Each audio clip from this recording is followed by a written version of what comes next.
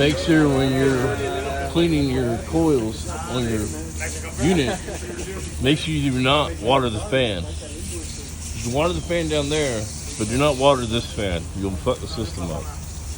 Also, if your compressor gets too hot, you can put water on it to cool it down. Hey, be careful, Ernie. I want to wet you. Get you all happy. Are you gonna get happy and shit? Yes. I heard you like blowing. Yes, I do. You want to see? Oh shit. I blew in your ear. You didn't like it. No, because I don't like it. Yeah. Don't ask me weird questions then.